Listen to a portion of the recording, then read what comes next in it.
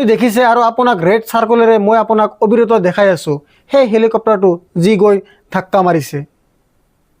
এবাৰ মই বিচাৰিম সেই দৃশ্যটো ফুল স্ক্ৰীনত চাওক। মাত্ৰ সেই দৃশ্যটো যেতিয়া এই হেলিকপ্টাৰটো বিমানৰ সৈতে সংঘৰ্ষ হয়, আপুনি চাব পাৰে যে এই হেলিকপ্টাৰটো একেবাৰে এটা চিধা ৰেখাত আহি আছে।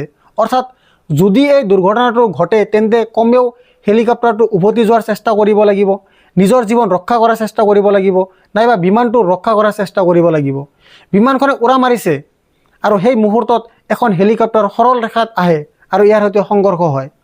এই বিষয়ে বহুতো উদ্বেগ উত্থাপন কৰা হৈছে।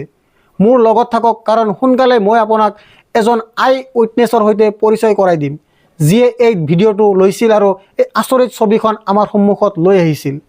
মই আপোনাক ক'ব বিচাৰোঁ এই বিষয়ে। খবৰটো কি? আপোনাৰ স্ক্ৰীনত এয়াৰলাইনৰ এখন বিমান আকাশত হেলিকপ্টাৰৰ সৈতে সংঘৰ্ষ হৈছে। এই তথ্য ফেডাৰেল এভিয়েশ্যন এডমিনিষ্ট্ৰেশ্যনৰ দ্বাৰা প্ৰদান কৰা হৈছে। তদন্ত চলি আছে। স্থানীয় সময় অনুসৰি নিশা 9 বজাত ৰেগান ৱাশ্বিংটন ৰাষ্ট্ৰীয় বিমানবন্দৰৰ ওচৰত এই দুৰ্ঘটনাটো সংঘটিত হয়। হেলিকপ্টাৰৰ সৈতে সংঘৰ্ষ হোৱাৰ পিছত বিমানখন পটোমাক নদীত পৰি যায়।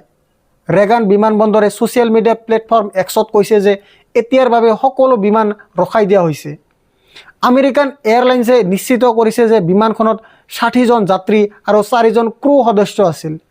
বিমান সংস্থাটোৱে কৈছে যে তেওঁলোক সকলোৰে বাবে চিন্তিত। আমি কৰ্তৃপক্ষৰ সৈতে নিৰন্তৰ যোগাযোগ কৰি আছোঁ আৰু জৰুৰীকালীন দলটোক সহায় কৰি আছোঁ।